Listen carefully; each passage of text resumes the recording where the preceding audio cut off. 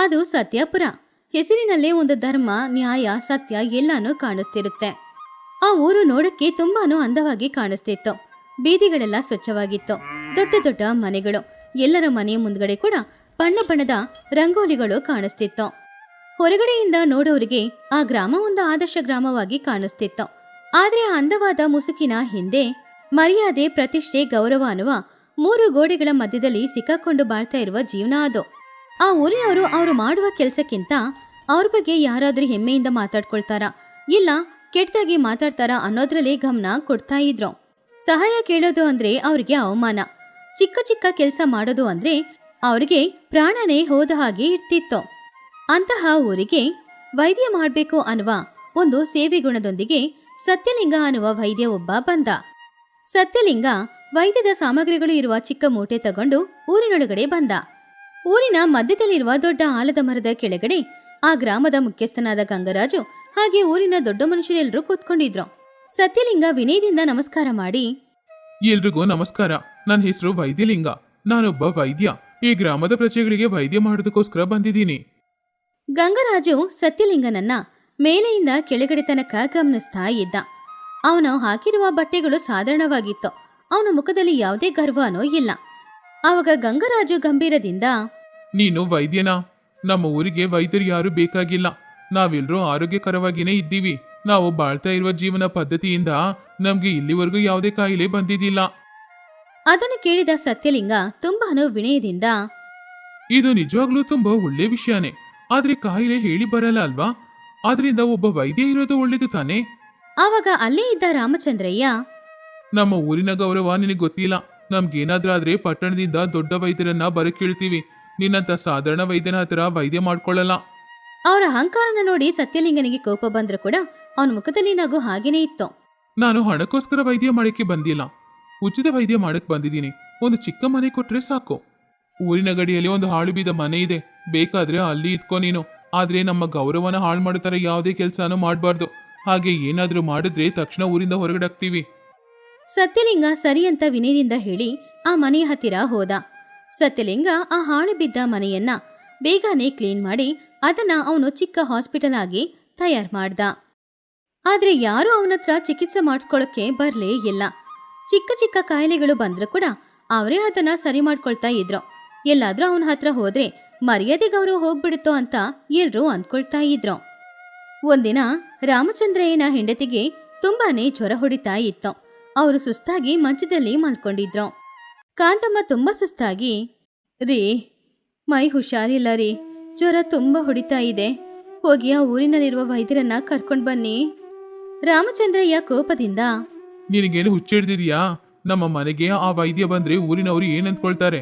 ರಾಮಚಂದ್ರಯ್ಯನ ಮನೆಯಲ್ಲಿ ಯಾರಿಗೋ ಏನೋ ಕಾಯಿಲೆ ಬಂದಿದೆ ಅಂತ ನಮ್ ಗೌರವನ ಹಾಳು ಮಾಡ್ತಾರೆ. ನಾನು ಪಟ್ಟಣದಿಂದ ಕಷಾಯ ತಗೊಂಡ್ ಬಂದಿದ್ದೀನಿ, ಅದನ್ನ ಕುಡಿ, ಸರಿ ಹೋಗುತ್ತೆ. ಇದು 5ನೇ ದಿನ, ಜ್ವರ ಕಡಿಮೆ ಆಗ್ತಿಲ್ಲ, ಪ್ರಾಣ ಹೋಗೋ ತರ ಇದೆ. ಗೌರವಕ್ಕಿಂತ ಪ್ರಾಣ ಮುಖ್ಯ ಅಲ್ವಾ? ರಾಮಚಂದ್ರಯ್ಯ ಅಹಂಕಾರದಿಂದ, ಪ್ರಾಣ ಹೋದ್ರೆ ಪರವಾಗಿಲ್ಲ, ಮರ್ಯಾದೆ ಹೋಗ್ಬಾರ್ದು. ಇದು ನಮ್ಮ ಊರಿನ ಸಿದ್ಧಾಂತ. ಬಾಯಿ ಮುಚ್ಕೊಂಡು ಮಲ್ಗೋ. ಇನ್ನೊಂದ್ ಕಡೆ ಅದೇ ಜ್ವರ ಊರಿನಲ್ಲಿ ಮೆಲ್ಲೆ ಮೆಲ್ಲೆ ಎಲ್ರಿಗೂ ಹರಡ್ತಾ ಇತ್ತು. ಮುಖ್ಯವಾಗಿ ಬಡವರು ಜಾಸ್ತಿ ಇರುವ ಆ ಜಾಗದಲ್ಲಿ ತುಂಬಾನೇ ಹರಡ್ತಿತ್ತು. ಈ ವಿಷಯ ಸತ್ಯಲಿಂಗನ ಕಿವಿಗೆ ಹೋಯ್ತು. ಅವನು ತಕ್ಷಣ ಗಂಗರಾಜನ ಭೇಟಿ ಮಾಡಕ್ ಹೋದ. ಗಂಗರಾಜ್ ಅವ್ರೆ, ಊರಿನಲ್ಲಿ ಒಂದು ಜ್ವರ ಹರಡ್ತಾ ಇದೆ. ಇದು ಅಪಾಯ. ನಾವು ತಕ್ಷಣ ಏನಾದ್ರೂ ಮಾಡ್ಲೇಬೇಕು. ಜ್ವರ ಬಂದಿರೋವನ್ನ ಬೇರೆ ಇಡ್ಬೇಕು, ಊರನ್ನ ಸ್ವಚ್ಛ ಮಾಡ್ಬೇಕು. ಆವಾಗ ಗಂಗರಾಜು ಅಹಂಕಾರದಿಂದ, ಏನ್ ಹೇಳ್ತಾ ಇದೀ ನೀನು? ನಮ್ಮೂರಿನಲ್ಲಿ ಕಾಯಿಲೆನಾ? ನಮ್ಮ ಗೌರವನ ಹಾಳು ಮಾಡ್ಬೇಕು ಅಂತ ಮಾಡ್ತಾ ಇದೆಯಾ ಇದೆಲ್ಲ? ಸ್ವಚ್ಛ ಇಲ್ದೇ ಇರೋ ಜಾಗದಲ್ಲಿ ಕಾಯಿಲೆ ಬರುತ್ತೆ. ನಾವು ತುಂಬಾನೇ ಗೌರವದಿಂದ ಬಾಳ್ತಾ ಇರುವ ಕುಟುಂಬ. ಇಲ್ಲಿ ಯಾವುದೇ ಕಾಯಿಲೆನೂ ಇಲ್ಲ, ಸ್ವಚ್ಛತೆನೂ ಇಲ್ದೇ ಇಲ್ಲ. ಹೋಗಿಲ್ಲಿಂದ. ನಾನು ಹೇಳೋದನ್ನ ಕೇಳಿ. ಕಾಯಿಲೆಗೆ ಶ್ರೀಮಂತರು ಬಡವರು ಏನೂ ಗೊತ್ತಾಗಲ್ಲ. ಬೇಗನೆ ಈ ಕಾಯಿಲೆ ಹರಡೋಕೆ ಸಾಧ್ಯತೆ ಜಾಸ್ತಿ ಇದೆ. ನನಗೆ ನೀತಿ ಹೇಳ್ಬೇಡ. ನಮ್ಮ ಆರೋಗ್ಯ, ನಮ್ಮ ಮರ್ಯಾದೆನ ಹೇಗೆ ಕಾಪಾಡ್ಕೊಳ್ಬೇಕು ಅಂತ ನನಗೆ ಗೊತ್ತೋ. ನಿನ್ ಕೆಲ್ಸ ನೀನ್ ನೋಡ್ಕೋ. ಸತ್ಯಲಿಂಗ ನಿರಾಶೆಯಿಂದ ಹಿಂದೆ ತಿರುಗಿ ಬಂದ. ಗೌರವ ಅನ್ನುವ ಕಾಯಿಲೆ ಈ ಅಂಟು ರೋಗಕ್ಕಿಂತ ತುಂಬಾನೇ ಹೆಚ್ಚಾಗಿದೆ ಇವರಲ್ಲಿ ಅಂತ ಅಂದ್ಕೊಂಡ. ಆದ್ರೆ ಗಂಗರಾಜು ಹೇಳಿದ ಮಾತುಗಳು ಸುಳ್ಳು ಅನ್ನೋ ತರ ಆ ಕಾಯಿಲೆ ಮೆಲ್ಲೆ ಮೆಲ್ಲೆ ಊರಿಡಿ ಹರಡ್ತಾ ಇತ್ತು. ಒಬ್ಬೊಬ್ರು ಮನೆಯಲ್ಲೂ ಒಬ್ರಾದ್ರೂ ಆ ಜ್ವರದಿಂದ ಕಷ್ಟಪಡ್ತಾ ಇದ್ರು. ಆದ್ರೂ ಸರಿ, ಯಾರು ಕೂಡ ವೈದ್ಯರ ಹತ್ತಿರ ಚಿಕಿತ್ಸೆ ಮಾಡಿಸ್ಕೊಳ್ಳೋದಕ್ಕೋಸ್ಕರ ಹೋಗ್ಲಿಲ್ಲ. ಊರಿನ ಬೀದಿಯಲ್ಲಿ ಪ್ರಜೆಗಳ ಸಂಖ್ಯೆ ಕಡಿಮೆ ಆಗ್ತಾ ಇತ್ತು. ಎಲ್ಲರ ಮನೆಯಲ್ಲೂ ಏನೋ ಒಂದು ನೋವಿತ್ತು. ಆದ್ರೆ ಹೊರಗಡೆ ಮಾತ್ರ ಅವರೆಲ್ಲರೂ ಸಂತೋಷವಾಗಿ ಇರೋ ತರ ನಾಟಕ ಮಾಡ್ತಾ ಇದ್ರು. ಸತ್ಯಲಿಂಗ ಇನ್ನು ಲಾಭ ಇಲ್ಲ ಅಂತ ಅವನೇ ಎಲ್ಲರ ಮನೆಗೆ ಹೋಗಿ ಚಿಕಿತ್ಸೆ ಮಾಡೋಣ ಅಂತ ಅಂದ್ಕೊಂಡ. ಹಾಗೆ ಸತ್ಯಲಿಂಗ ಒಂದು ಮನೆ ಬಾಗಿಲನ್ನ ಬಡಿದ. ಅಮ್ಮ, ಯಾರಾದ್ರೂ ಇದ್ದೀರಾ? ಒಳಗಡೆಯಿಂದ ಕೆಮ್ಮೋ ಶಬ್ದ ಕೇಳಿಸ್ತಾ ಇದೆ. ನಾನು ವೈದ್ಯ ಬಂದಿದ್ದೀನಿ. ದಯವಿಟ್ಟು ಯಾರಾದ್ರೂ ಬಾಗಿಲು ತೆರೀರಿ. ಪುನಃ ಸತ್ಯಲಿಂಗ, ದಯವಿಟ್ಟು ಹೆದರ್ಬೇಡಿ. ನಾನು ಬಂದಿರೋದು ಚಿಕಿತ್ಸೆ ಮಾಡಕ್ಕೆ. ನಿಮ್ಮ ಗೌರವಕ್ಕೆ ಏನೂ ಕಲಂಕ ಬರಲ್ಲ. ನಾನು ಯಾರತ್ರನೂ ಏನು ಹೇಳಲ್ಲ. ಕೆಲವರು ಅವನ ಮಾತನ್ನು ಕೇಳಿ ಬಾಗಿಲನ್ನ ತೆರೆದ್ರು. ಒಳಗಡೆ ಜ್ವರದಿಂದ ಕಷ್ಟಪಡೋರನ್ನ ನೋಡಿ ಸತ್ಯಲಿಂಗ ತುಂಬಾನು ಬೇಜಾರು ಮಾಡ್ಕೊಂಡು ಅವನ ಹತ್ರ ಇರುವ ಔಷಧಿಯಿಂದ ಅವರ ಜ್ವರನ ಕಡಿಮೆ ಮಾಡಕ್ಕೆ ಪ್ರಯತ್ನ ಪಡ್ತಾ ಇದ್ದ. ಕೊನೆಗೆ ರಾಮಚಂದ್ರಯ್ಯನ ಮನೆಗೆ ಹೋದ. ಅವನ ಮನೆ ಬಾಗಿಲು ಹಾಕಿತ್ತು. ರಾಮಚಂದ್ರಯ್ಯ ಅವರೇ, ಒಳಗಡೆ ಯಾರಾದ್ರೂ ಇದ್ದೀರಾ? ಒಳಗಡೆಯಿಂದ ಕಾಂತಮ್ಮ ಕೆಮ್ಮುವ ಶಬ್ದ ಕೇಳಿಸ್ತು. ಆದ್ರೆ ರಾಮಚಂದ್ರಯ್ಯ ಬಾಗಿಲು ತೆರೀಲೇ ಇಲ್ಲ. ಆವಾಗ ಸತ್ಯಲಿಂಗ, ರಾಮಚಂದ್ರಯ್ಯ ಅವರೇ, ನಿಮ್ಮ ಹೆಂಡತಿಯ ಪರಿಸ್ಥಿತಿ ಸ್ವಲ್ಪನೂ ಸರಿಯಿಲ್ಲ. ನೀವು ನಿಮ್ಮ ಗೌರವ ಮರ್ಯಾದೆ ಎಲ್ಲಾನು ಬಿಡಿ. ನಾನು ಅವ್ರ ಪ್ರಾಣನ ಕಾಪಾಡ್ತೀನಿ. ಬಾಗಿಲು ತೆರೆಯುವ ಶಬ್ದ ಕೇಳಿಸ್ತು. ರಾಮಚಂದ್ರಯ್ಯ ಮನೆಯೊಳಗಡೆಯಿಂದ ಹೊರಗಡೆ ಬಂದ್ರು. ಅವರ ಮುಖದಲ್ಲಿದ್ದ ಅಹಂಕಾರ, ಗರ್ವ ಎಲ್ಲಾನು ಹೋಗಿತ್ತು. ರಾಮಚಂದ್ರಯ್ಯ ಅಳುತ್ತಾ, ನನ್ನನ್ನ ಕ್ಷಮಿಸ್ಬಿಡಿ. ನನ್ನ ಹೆಂಡತಿ ಪ್ರಾಣನ ಕಾಪಾಡಿ. ಗೌರವ ಗೌರವ ಅಂತ ಅವಳ ಪ್ರಾಣ ಹೋಗೋ ಪರಿಸ್ಥಿತಿಗೆ ಬಂದಿದೆ. ಸತ್ಯಲಿಂಗ ಒಳಗಡೆ ಹೋಗಿ ಕಾಂತಮ್ಮನನ್ನ ಚೆಕ್ ಮಾಡಿ ನೋಡ್ದ. ಅವರ ಪರಿಸ್ಥಿತಿ ತುಂಬಾನು ಮೋಸವಾಗಿತ್ತು. ಆ ಕಾಯಿಲೆನ ಗುಣ ಮಾಡ್ಬೇಕು ಅಂದ್ರೆ ಒಂದೇ ಒಂದು ಮೂಲಿಕೆ ಇದ್ರೆ ಸಾಕು. ಆದ್ರೆ ಆ ಮೂಲಿಕೆ ಊರಿನ ಗಡಿಯಲ್ಲಿರುವ ಕೆಸರಿನಲ್ಲಿ ಬೆಳೀತಾ ಇದೆ ಅಂತ ಹೇಳ್ದ. ಆ ಜಾಗಕ್ಕೆ ಹೋಗ್ಬೇಕು ಅಂದ್ರೆ ಆ ಊರಿನವರು ಅದನ್ನ ಅವಮಾನ ಅಂತ ಅಂದ್ಕೊಂಡು ಯಾರು ಹೋಗ್ತಾನೆ ಇರ್ತಿರ್ಲಿಲ್ಲ. ಸತ್ಯಲಿಂಗ ಶಿವಯ್ಯ ಅನ್ನುವ ಒಬ್ಬ ರೈತನ ಹತ್ತಿರ ಹೋಗಿ, ಶಿವಯ್ಯ, ಈ ಕಾಯಿಲೆಗಳನ್ನ ಗುಣ ಮಾಡುವ ಮೂಲಿಕೆ ನಮ್ಮ ಊರಿನ ಗಡಿಯಲ್ಲಿರುವ ಕೆಸರಿನ ಕೊಳದ ಹತ್ತಿರ ಇದೆ. ನನಗೆ ಸ್ವಲ್ಪ ಸಹಾಯ ಮಾಡ್ತೀಯಾ? ಶಿವಯ್ಯ ಭಯದಿಂದ, ಅಯ್ಯೋ ವೈದ್ಯರೇ, ಆ ಜಾಗಕ್ಕೆ ಹೋದ್ರೆ ಊರಿನ ಮುಖ್ಯಸ್ಥರು ಊರಿಂದ ಹೊರಗಡೆ ಹೋಗಕ್ ಕೇಳ್ತಾರೆ. ಅಲ್ಲಿಗೆ ಹೋಗೋದು ತುಂಬಾ ದೊಡ್ಡ ಅವಮಾನ. ಪ್ರಾಣ ಹೋಗೋದ್ಕಿಂತ ನಿಮ್ಮ ಗೌರವ ಪ್ರತಿಷ್ಠೆ ನಿಮಗೆ ಹೆಚ್ಚಾಯ್ತಾ? ಹೇಳು ಶಿವಯ್ಯ, ಇವಾಗ ಪ್ರಾಣ ಕಾಪಾಡೋದು ಮುಖ್ಯನಾ, ನಿಮ್ಮ ಗೌರವ ಮುಖ್ಯನಾ? ಸತ್ಯಲಿಂಗ ಮಾತಿಗೆ ಶಿವಯ್ಯನಿಗೆ ಧೈರ್ಯನೋ ಬಂತು. ಇಬ್ರು ಸೇರಿ ಆ ಮೂಲಿಕೆ ತಗೊಂಡ್ ಬರೋದಕ್ಕೋಸ್ಕರ ಹೋದ್ರು. ಅದೇ ಸಮಯದಲ್ಲಿ ಗಂಗರಾಜುವಿನ ಮನೆಯಲ್ಲೂ ಕೂಡ ಆ ಕಾಯಿಲೆ ಹರಡಿತ್ತು. ಅವನ ಒಬ್ನೇ ಒಬ್ಬ ಮಗ. ಅವನಿಗೆ ತುಂಬಾನು ಜ್ವರ ಹೊಡಿತಾ ಇತ್ತು. ಗಂಗರಾಜುಗೆ ಏನ್ ಮಾಡದಂತ ಅರ್ಥ ಆಗ್ಲಿಲ್ಲ.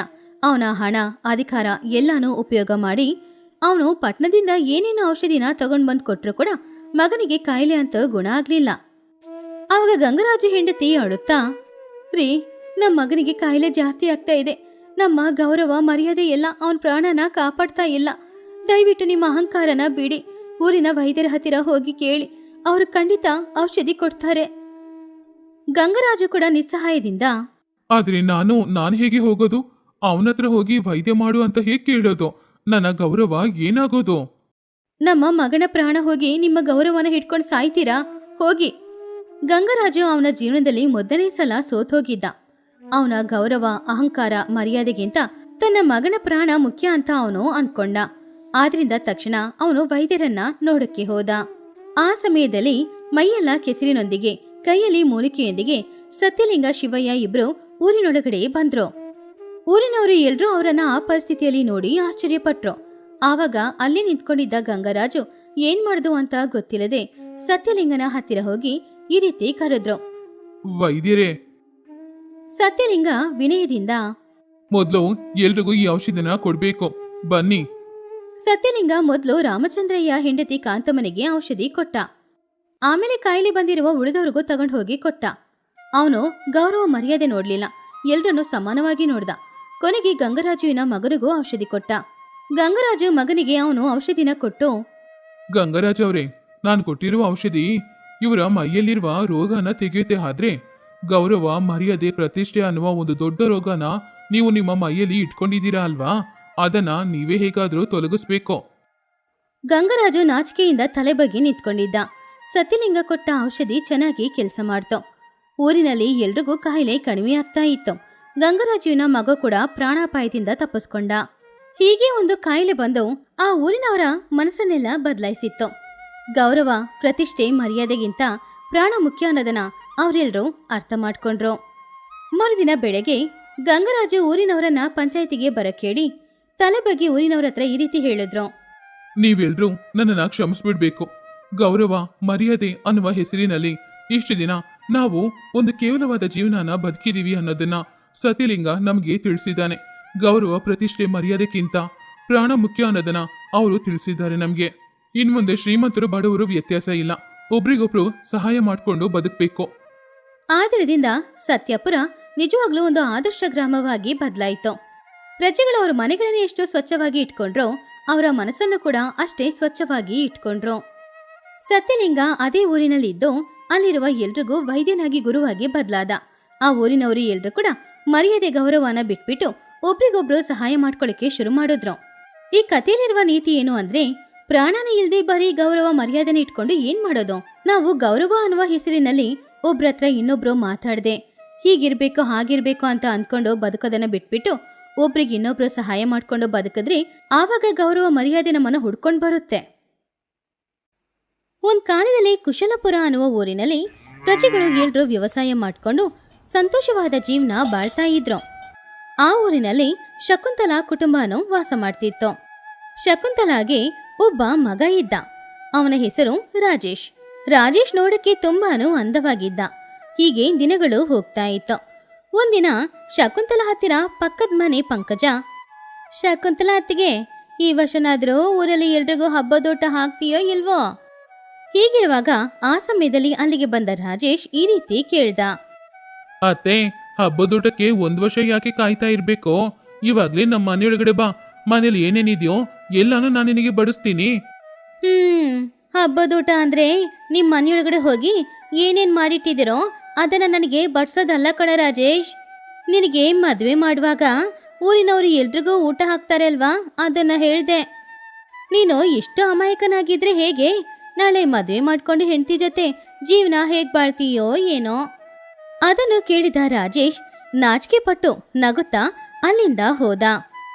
ಆವಾಗ ಶಕುಂತಲಾ ಪಂಕಜ ಹತ್ರ, ಇಲ್ಲಿ ನೋಡು ಪಂಕಜ, ನಾನು ನನ್ನ ಮಗನಿಗೋಸ್ಕರ ಒಂದು ಒಳ್ಳೆ ಹುಡುಗಿನ ಹುಡುಕ್ತಾನೆ ಇದ್ದೀನಿ. ನಮ್ಮ ಆಸ್ತಿ ಅಂತಸ್ತಿಗೆ ತಕ್ಕಂಗೆ ಒಬ್ಳು ಹುಡುಗಿ ಬೇಕಲ್ವಾ? ಎಷ್ಟೇ ಹುಡುಕಿದ್ರು ಕೂಡ ಅಂತ ಒಬ್ಳು ಹುಡುಗಿ ನನ್ನ ಮನೆಗೆ ಸಿಗ್ತಾನೆ ಇಲ್ವಲ್ಲ. ಇಲ್ಲಿ ನೋಡತ್ಗೆ 7 ಸಮುದ್ರವನ್ನ ದಾಟಿದವನು ಚಿಕ್ಕ ಕಾಲುವೆ ನೀರಲ್ಲಿ ಹೊಡ್ಕೊಂಡು ಹೋದಂತೆ. ಆ ರೀತಿ ನೀನು ಎಲ್ಲೆಲ್ಲೋ ಸಂಬಂಧಗಳನ್ನ ಹುಡುಕ್ತಾ ಇದೀಯ. ನೀನು ಬೇಗ ಅವನಿಗೆ ಮದುವೆ ಮಾಡಿಲ್ಲ ಅಂದ್ರೆ ನಿನ್ ಮಗ ನೋಡಕ್ಕೆ ಅಂದವಾಗಿದ್ದಾನೆ ಅಲ್ವಾ? ಯಾವಳಾದ್ರೂ ಒಬ್ಳು ಹುಡುಗಿ ಇಷ್ಟಪಟ್ರೆ ಆಮೇಲೆ ಅವಳ ಕೈ ಹಿಡ್ಕೊಂಡು ಬಂದು ಮನೆ ಮುಂದ್ಗಡೆ ನಿಲ್ತಾನೆ. ಇಲ್ಲಿ ನೋಡು ಪಂಕಜ, ನನ್ನ ಮಗನಿಗೆ ಸರಿಯಾದ ಜೋಡಿನ ನಾನು ಕರ್ಕೊಂಡು ಬಂದೇ ಬರ್ತೀನಿ. ಅಲ್ಲಿವರೆಗೂ ನನ್ನ ಮಗ ಯಾವುದೇ ಕೆಟ್ಟ ಕೆಲಸನೂ ಮಾಡಲ್ಲ ಅನ್ನುವ ನಂಬಿಕೆ ನನಗೆ ಅವನ ಮೇಲೆ ಇದೆ. ನೀನು ನನ್ನ ಮಗನ ಬಗ್ಗೆನೂ ನನ್ನ ಕುಟುಂಬದ ಬಗ್ಗೆನೂ ಆಲೋಚನೆ ಮಾಡೋದಕ್ಕಿಂತ ಮುಂಚೆ ಮೊದಲು ನಿನ್ನ ಕುಟುಂಬದ ಬಗ್ಗೆ ಯೋಚನೆ ಮಾಡ್ಕೊ.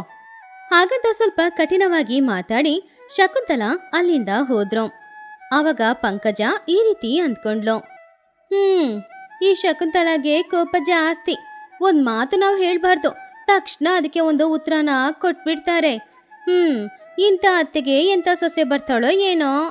ಹಾಗಂತ ಅಂದ್ಕೊಂಡು ಪಂಕಜ ಅಲ್ಲಿಂದ ಹೋದ್ಲು. ದಿನಗಳು ಹೋಗ್ತಾ ಇತ್ತು. ಹೀಗಿರುವಾಗ ಒಂದಿನ ಶಕುಂತಲಾ ಹೂಗಿಡಗಳಿಗೆ ನೀರು ಒಯ್ತಾ ಇದ್ದ ಆ ಸಮಯದಲ್ಲಿ ಅವಳ ಮಗ ರಾಜೇಶ್ ಒಬ್ಳು ಹುಡುಗಿನ ಕರ್ಕೊಂಡು ಮನೆ ಮುಂದ್ಗಡೆ ಬಂದು ನಿಂತ. ಅವನನ್ನ ನೋಡಿ, ಏನೋ ರಾಜೇಶ್ ಇದು? ಯಾರೀ ಹುಡುಗಿ? ನಿನ್ ಜೊತೆ ಈ ಹುಡುಗಿನ ಯಾಕೆ ಕರ್ಕೊಂಡು ಬಂದಿದೀಯ ನೀನು? ಅಮ್ಮ, ಈ ಹುಡುಗಿ ಹೆಸರು ಲಾವಣ್ಯ. ನಾನು 2 ವರ್ಷದಿಂದ ಇವಳನ್ನ ಪ್ರೀತಿಸ್ತಾ ಇದ್ದೀನಿ. ಆದ್ರೆ ನೀನ್ ನನ್ನನ್ನು ಅರ್ಥ ಮಾಡ್ಕೊಳ್ದೆ ಹೊರಗಡೆ ಏನೇನೋ ಸಂಬಂಧ ನೋಡ್ತಾ ಇದ್ದೆ. ನಮ್ಮಿಬ್ರಿಗೆ ಮದುವೆ ಮಾಡ್ಕೊಳಕ್ಕೆ ನೀನು ಒಪ್ಕೊಳ್ಳಲ್ಲ ಅಂತ ಗೊತ್ತು. ಅದಕ್ಕೆ ನಾನೇ ಮದುವೆ ಮಾಡ್ಕೊಂಡು ಕರ್ಕೊಂಡು ಬಂದ್ಬಿಟ್ಟೆ. ಏನೋ ಇದು? ನಾನು ನಿನ್ ಮೇಲೆ, ನಿನ್ ಮದುವೆ ಮೇಲೆ ಎಷ್ಟು ಆಸೆ ಇಟ್ಕೊಂಡಿದ್ದೆ ಹೇಳು. ಆದ್ರೆ ನೀನು ಈ ರೀತಿ ಒಂದು ಕೆಲಸ ಮಾಡಿ ನಾನು ತಲೆ ಎತ್ತಿ ನಡೆದೇ ಇರುವ ಹಾಗೆ ಮಾಡ್ಬಿಟ್ಟಲ್ವೇನೋ? ಹಾಗಂತ ಹೇಳಿ ಶಕುಂತಲಾ ಮನೆಯೊಳಗಡೆ ಹೋಗಿ ಅಳ್ತಾ ಇದ್ರು. ಇದನ್ನ ನೋಡ್ತಾ ಇದ್ದ ರಾಜೇಶ್ ತಂದೆ ಶಕುಂತಲಾಳ ಹತ್ತಿರ, ಶಕುಂತಲಾ, ನಡೆದಿದ್ದೇನೋ ನಡೆದೋಯ್ತು. ಹೇಗೋ ನೀನು ನಿನ್ನ ಮಗನಿಗೆ ಒಳ್ಳೆ ಹುಡುಗಿನ ನೋಡಿ ಮದುವೆ ಮಾಡಿ ಇಡ್ಬೇಕು ಅಂತ ಅನ್ಕೊಂಡೆ. ಅವನು ಅವನಿಗೆ ಇಷ್ಟವಾದ ಹುಡುಗಿನ ಮದುವೆ ಮಾಡ್ಕೊಂಡಿದ್ದಾನೆ. ಇದರಲ್ಲಿ ನಿನಗೇನ್ ಸಮಸ್ಯೆ ಇದೆ ಹೇಳು? ಏನು, ಆ ಹುಡುಗಿಗೆ ಆಸ್ತಿ ಪಾಸ್ತಿ ಏನೂ ಇಲ್ಲ, ಆ ಹುಡುಗಿಗೆ ಓದು ಕೂಡ ಇಲ್ಲ. ಉಳಿದ ವಿಷಯದಲ್ಲಿ ಖಂಡಿತ ಆ ಹುಡುಗಿ ಒಳ್ಳೆ ಹುಡುಗಿ ಆಗಿರ್ತಾಳೆ ಅಂತ ನನಗೆ ನಂಬಿಕೆ ಇದೆ. ಏನ್ರಿ ಇದು? ನೀವು ಕೂಡ ಈ ರೀತಿ ಮಾತಾಡ್ತಾ ಇದ್ದೀರಾ? ಓದು ಬರಹ ಗೊತ್ತಿಲ್ಲದೆ ಇರುವ ಹುಡುಗಿನ ನಾಳೆ ಎಲ್ಲರ ಮುಂದ್ಗಡೆ ನನ್ನ ಸೊಸೆ ಅಂತ ಹೇಗೆ ಪರಿಚಯ ಮಾಡೋದು? ಅವಳು ಅವ್ರ ಹತ್ರ ಸರಿಯಾಗಿ ಮಾತಾಡಿಲ್ಲ ಅಂದ್ರೆ ನನ್ನ ಮಾನ ತಾನೇ ಹೋಗೋದು. ನನ್ನ ಸೊಸೆ ಹೇಗೇಗಿರ್ಬೇಕು ಅಂತ ಎಲ್ಲರ ಹತ್ರನೂ ಹೇಳಿದ್ದೀನಿ. ಇವಾಗ ನನ್ನ ಸೊಸೆಗೆ ಓದು ಬರಹ ಕೂಡ ಗೊತ್ತಿಲ್ಲ ಅಂದ್ರೆ ಎಲ್ರೂ ನನ್ನ ನೋಡಿ ಏನ್ ಹೇಳ್ತಾರೆ? ಇಲ್ಲಿ ನೋಡು ಶಕುಂತಲಾ, ನೀನು ತುಂಬಾ ಬುದ್ಧಿವಂತೆ, ನಿನಗೆ ಧೈರ್ಯನೂ ಜಾಸ್ತಿ. ಹಾಗಿರುವಾಗ ನಿನ್ನ ಸೊಸೆನ ನಿನಗೆ ತಕ್ಕಂಗೆ ಬದಲಾಯಿಸ್ಕೊಳ್ಳೋದು ನಿನ್ ಕೈಯಲ್ಲಿದೆ. ಹಾಗೆ ಅವಳನ್ನ ಬದಲಾಯಿಸೋ, ಆವಾಗ ನಿನ್ನನ್ನು ನೋಡಿ ಯಾರು ತಮಾಷೆ ಮಾಡಲ್ಲ, ನೀನು ಕೂಡ ಸಂತೋಷವಾಗಿರ್ತೀಯ. ಅದನ್ನು ಕೇಳಿದ ಶಕುಂತಲಾ ಕೂಡ ಆ ಮಾತು ನಿಜಾನೇ ಅಂತ ಅಂದ್ಕೊಂಡು ಸೊಸೆನ ಬದಲಾಯಿಸ್ಬೋದು ಅಂತ ಅಂದ್ಕೊಂಡು ಮಗ ಹಾಗೂ ಸೊಸೆ ಇಬ್ರನ್ನ ಮನೆಯೊಳಗಡೆ ಕರ್ಕೊಂಡು ಬಂದ್ಲು. ಹೀಗೆ ದಿನಗಳು ಹೋಗ್ತಾ ಇತ್ತು. ಹೀಗಿರುವಾಗ ಪುನಃ ಒಂದಿನ ಪಕ್ಕದ ಮನೆ ಪಂಕಜ ಅಲ್ಲಿಗೆ ಬಂದ್ಲು. ಏನತ್ಗೆ, ನಿನ್ ಮಗ ನಿನ್ನತ್ರ ಹೇಳಿದೆ ಒಬ್ಳು ಹುಡುಗಿನ ಮದುವೆ ಮಾಡ್ಕೊಂಡು ಮನೆಗೆ ಕರ್ಕೊಂಡು ಬಂದ ಅಂತೆ, ನೀನು ಕೂಡ ಸರಿ ಅಂತ ಹೇಳಿದ್ಯಂತೆ.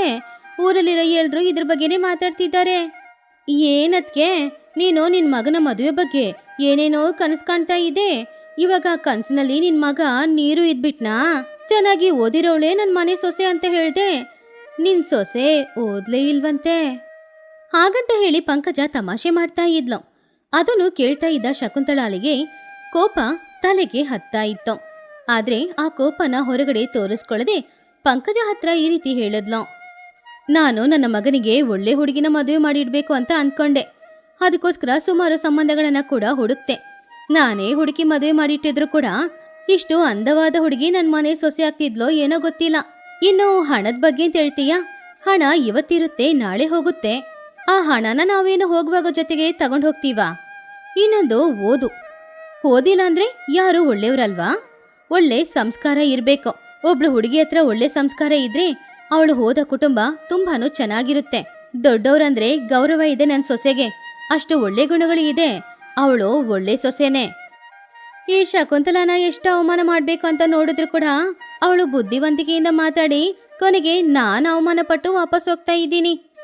ಇವಳು ಸೊಸೆಗೆ ಮಧ್ಯದಲ್ಲಿ ಏನಾದ್ರೂ ಚಾಡಿ ಹೇಳಿ ಬೆಂಕಿ ಅಂಟ್ಸೋಣ ಅಂತ ಬಂದ್ರೆ ನನ್ನ ಪ್ಲಾನು ವರ್ಕೌಟ್ ಆಗಿಲ್ಲ. ನಿನಗೆ ಇಷ್ಟ ಇಲ್ದೇ ಇರೋ ಹುಡುಗಿನ ಮದುವೆ ಮಾಡ್ಕೊಂಡು ಬಂದ್ರು ಕೂಡ ನಿನ್ನ ಸೊಸೆ ಮೇಲೆ ನಿನಗೆ ಇಷ್ಟು ನಂಬಿಕೆ ಪ್ರೀತಿ ಇದೆ ಅಂದ್ರೆ ಮಧ್ಯದಲ್ಲಿ ನಾನೇನ್ ಮಾಡ್ಬೇಕು? ಸರಿ ಅದ್ಕೆ ನಾನು ಬರ್ತೀನಿ. ಹಾಗಂತ ಅವಳ ಪ್ಲಾನು ನಡೀಲಿಲ್ಲ ಅನ್ನೋದ್ರಿಂದ ಸ್ವಲ್ಪ ಮುಖ ಬಾಡಿ ಹೋಗಿ ಪಂಕಜಾಲಿಂದ ಅವಳ ಮನೆಗೆ ಹೋದ್ಲು. ಮನೆಯಲ್ಲಿ ಶಕುಂತಲಾ ಒಬ್ಳೇ ಕೂತ್ಕೊಂಡಿರುವಾಗ ಅವಳ ಗಂಡ ಶಕುಂತಲಾ ಹತ್ರ, ನೋಡಿದ್ಯಾ ಶಕುಂತಲಾ, ನಿನಗೂ ನಿನ್ನ ಸೊಸೆ ಮಧ್ಯದಲ್ಲಿ ಏನಾದ್ರೂ ಒಂದು ಚಾಡಿ ಹೇಳಿ ನಿಮ್ಮಿಬ್ರನ್ನ ಬೇರೆ ಮಾಡ್ಬೇಕು ಅಂತ ಊರಿನಲ್ಲಿರುವ ಸುಮಾರು ಜನ ಪ್ರಯತ್ನ ಪಡ್ತಾ ಇದ್ದಾರೆ. ಆದ್ರೆ ನೀನು ಬುದ್ಧಿವಂತಿಕೆಯಿಂದ ಮಾತಾಡಿದೀಯಾ. ಇಲ್ಲಾಂದ್ರೆ ಏನಾದ್ರೂ ಹೇಳಿ ನಿನಗೂ ನನ್ನ ಸೊಸೆಗೂ ಜಗಳ ಬರೋ ತರ ಮಾಡಿರ್ತಾರೆ. ನಿಜವಾಗ್ಲೂ ನೀನು ತುಂಬಾ ಒಳ್ಳೆಯವಳು. ಹೌದ್ರಿ, ಯಾವಾಗ್ಲೂ ಈ ಪಂಕಜಾಳಿಗೆ ಅದೇ ಕೆಲ್ಸ. ನಮ್ಮ ಮನೇಲಿ ಏನ್ ಕಷ್ಟ ಬರುತ್ತೆ, ಏನ್ ಜಗಳ ಬರುತ್ತೆ ಅಂತ ನೋಡ್ತಾ ಕಾಯ್ತಾ ಇರ್ತಾಳೆ. ಇವಾಗ್ಲೂ ಅವಳು ಅದಕ್ಕೆ ಬಂದಿರೋದು. ಆದ್ರೆ ಇಂಥವ್ರ ಹತ್ರ ಯಾವ ಪ್ರಶ್ನೆಗೆ ಏನು ಉತ್ತರ ಕೊಡ್ಬೇಕು ಅಂತ ನನಗ್ ಚೆನ್ನಾಗಿ ಗೊತ್ತು. ನಮ್ಮ ಮನೇಲಿ ಏನೇ ಕಷ್ಟ ಏನೇ ಜಗಳ ಇದ್ರೂ ಸರಿ, ಹೊರಗಡೆ ಯಾರಿಗೂ ಅದು ಗೊತ್ತಾಗ್ಬಾರ್ದು. ಆ ರೀತಿ ನಾವು ನಡ್ಕೊಳ್ಬೇಕು. ಸರಿ, ಅದೆಲ್ಲ ಇರ್ಲಿ. ಸೊಸೆ ಅಡಿಗೆ ಮನೆಗೆ ಹೋಗಿದ್ದಾಳೆ. ಯಾವ ವಸ್ತು ಎಲ್ಲಿದೆ ಅಂತ ಅವಳಿಗೆ ಗೊತ್ತಿಲ್ಲ. ಸ್ವಲ್ಪ ನೀನು ಜೊತೆಗೇನೆ ಇದ್ದು ಅವಳಿಗೆ ಎಲ್ಲಾನು ಹೇಳಿಕೊಡು. ಆದ್ರೆ ಒಂದ್ ಮಾತು ನೆನ್ಪಲ್ಲಿಟ್ಕೋ, ಹೊಸ ಹುಡುಗಿ ಅಲ್ವಾ, ಕೋಪ ಮಾಡ್ಕೊಳ್ಬಾರ್ದು. ಸರಿ ರೀ. ಆದ್ರೆ ನೀವೇನೋ ಸೊಸೆ ನಿನ್ನೆ ಬಂದ್ಲು, ಆದ್ರೆ ಇವತ್ತೇ ಅವಳ ಮೇಲೆ ಇಷ್ಟು ಪ್ರೀತಿ ತೋರಿಸ್ತಾ ಇದ್ದೀರಾ? ನನ್ನ ಹತ್ರನೇ ಬಂದು ಸೊಸೆಗೋಸ್ಕರ ಮಾತಾಡ್ತಾ ಇದ್ದೀರಾ? ಏನ್ ವಿಷಯ? ಏನಿಲ್ಲ ಕಣೆ, ನಮ್ ಸೊಸೆ ಮುಖ ನೋಡಿದ್ರೇನೆ ತುಂಬಾ ಒಳ್ಳೆ ಹುಡುಗಿ ತರ ಕಾಣಿಸ್ತಾ ಇದ್ದಾಳೆ. ತುಂಬಾ ಅಮಾಯಕಳಾಗಿನೂ ಇದ್ದಾಳೆ. ಅದಕ್ಕೆ ಸ್ವಲ್ಪ ಸಹಾಯ ಮಾಡಕ್ ಹೇಳ್ದೆ ಅಷ್ಟೇ, ಬೇರೇನಿಲ್ಲ. ಸರಿ ರೀ, ನಾನು ಮಾತ್ರ ಏನೋ ಅವಳಿಗೆ ಹಿಂಸೆ ಕೊಡ್ತೀನಾ ಏನೋ? ನೋಡಿದ ಮೊದಲನೇ ದಿನಾನೇ ಅವಳು ನನಗೆ ತುಂಬಾ ಇಷ್ಟ ಆದ್ಲು. ಏನೋ ಓದಕ್ ಬರಲ್ಲ ಅಷ್ಟೇ, ಅದನ್ ಬಿಟ್ರೆ ಯಾವುದೇ ಕಷ್ಟನೂ ಇಲ್ಲ. ಹಾಗೆ ಅವರು ಮಾತಾಡ್ತಾ ಇದ್ದಾಗ ರಾಜೇಶ್ ಅಲ್ಲಿಗೆ ಬಂದ.